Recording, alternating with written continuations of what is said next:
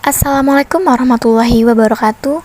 Kembali lagi bersama saya Zahra Rahmadani dengan NIM 22017134. Mata kuliah pengantar kewirausahaan dengan dosen pengampu Ibu Hajah Yesi Aprihatin, AMD Kep SKM MKes.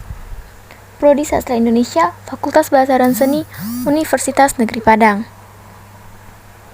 Di sini saya akan mempresentasikan materi tentang bisnis model kanvas dan bisnis plan.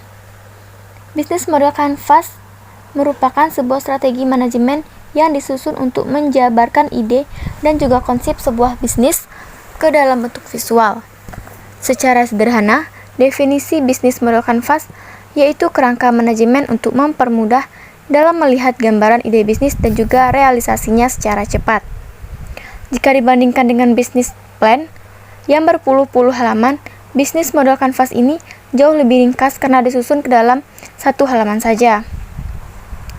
9 elemen dalam bisnis model kanvas, yaitu yang pertama, customer segments atau segmentasi konsumen. Elemen pertama yang wajib ada di dalam bisnis model kanvas yaitu segmentasi konsumen. Apapun jenis bisnis yang Anda miliki, tentukan dulu segmentasi pelanggan dengan tepat dari awal. Yang kedua, value proposition atau proposisi nilai konsumen. Value proposition ini akan menjelaskan mengenai poin-poin ataupun nilai yang ditawarkan oleh suatu bisnis untuk segmen konsumennya.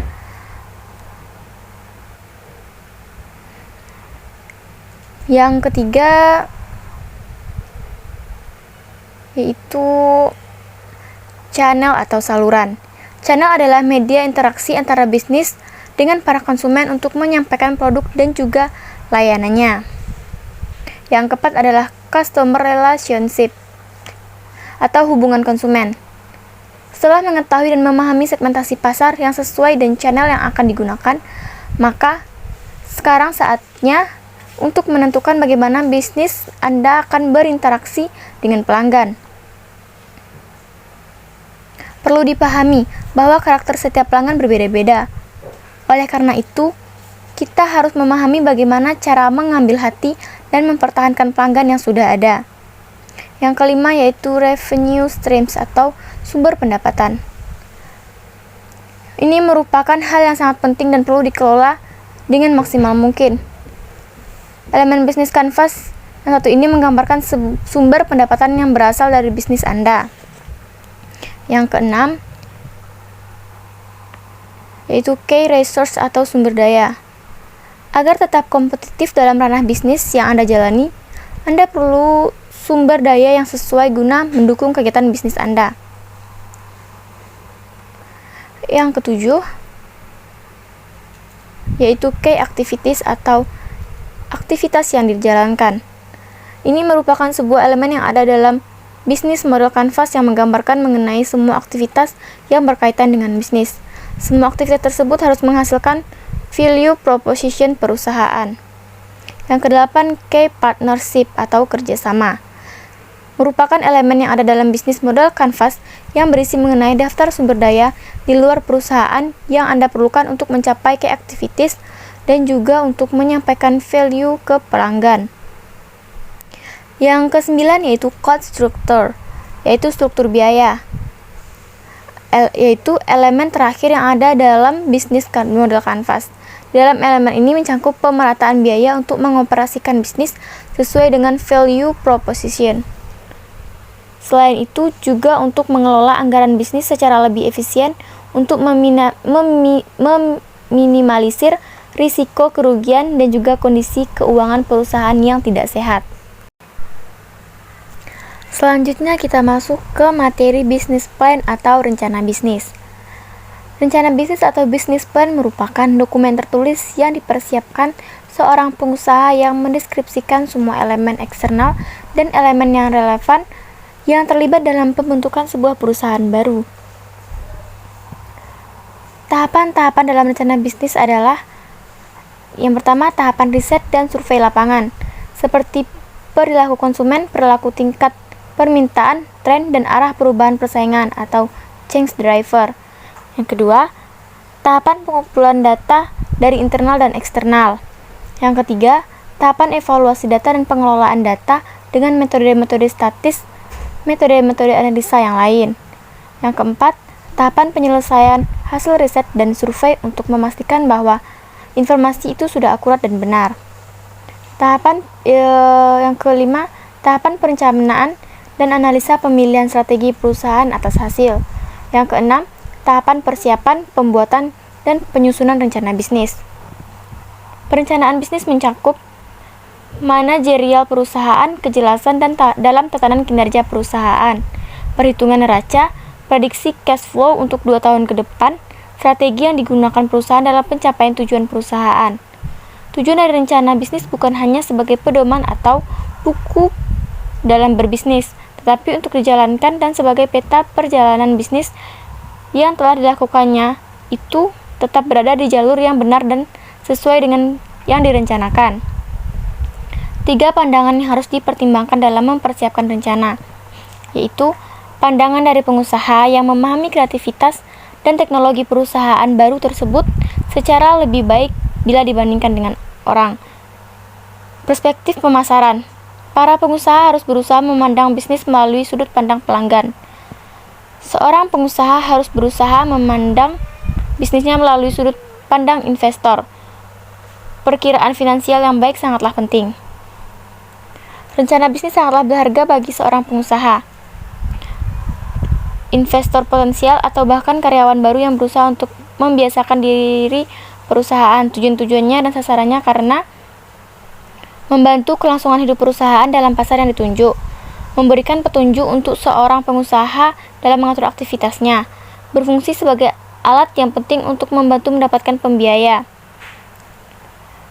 Manfaat rencana bisnis, yaitu membantu wirausahawan dalam mengambil keputusan dan mengevaluasi ide-ide bisnis sehingga risiko kegagalan diminimalisir, memberikan informasi dan sinyal bagi bisnisnya agar tetap berjalan dengan sehingga rencana bisnis itu bisa menjadi mercusuar atau pedoman bagi perbisnisnya.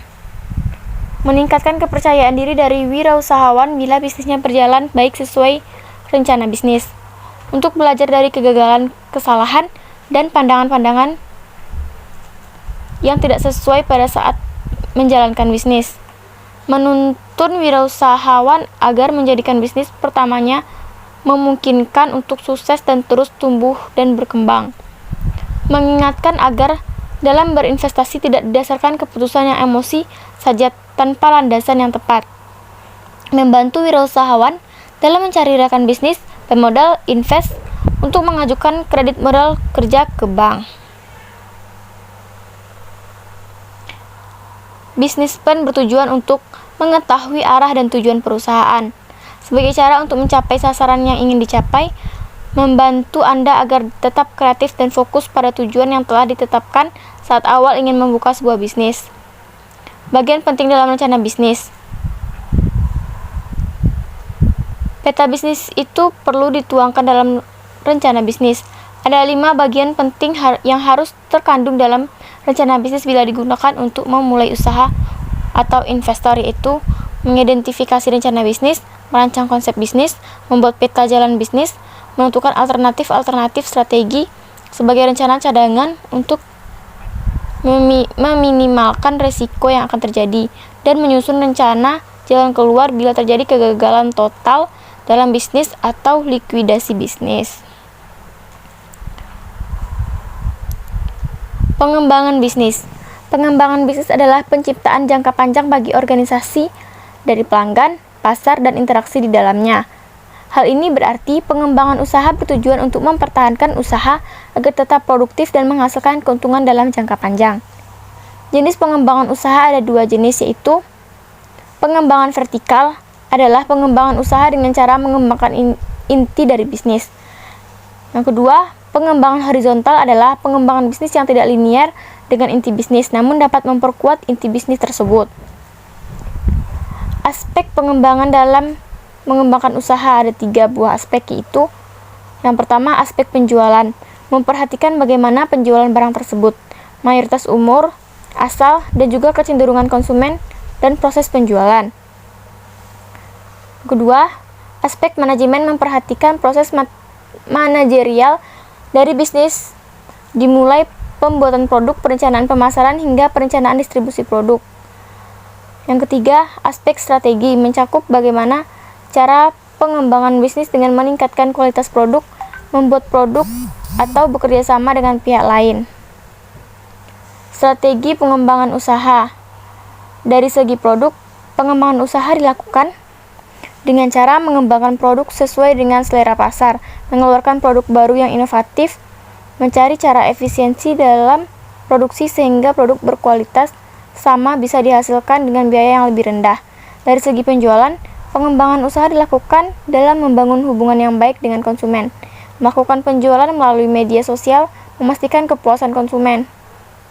Integrasi. Yang ketiga yaitu integrasi adalah mengembangkan bisnis dengan cara memperbesar perusahaan. Misalnya, suatu perusahaan pembuatan makanan ringan berupa keripik membeli toko baru sebagai cabang, membeli perkebunan kentang untuk bahan baku, membeli perusahaan ekspedisi untuk distribusi baku dan pemasaran produk, serta membeli perusahaan percetakan untuk menunjang kemasan dari produk. Yang keempat, sinergisme adalah membangun sinergi di dalam perusahaan dan memperluas jejaring sosial di luar perusahaan. Oke, baiklah, sekian presentasi dari saya. Jika ada kesalahan, saya mohon maaf. Saya akhiri dengan wabillahi taufiq wal hidayah. Wassalamualaikum warahmatullahi wabarakatuh.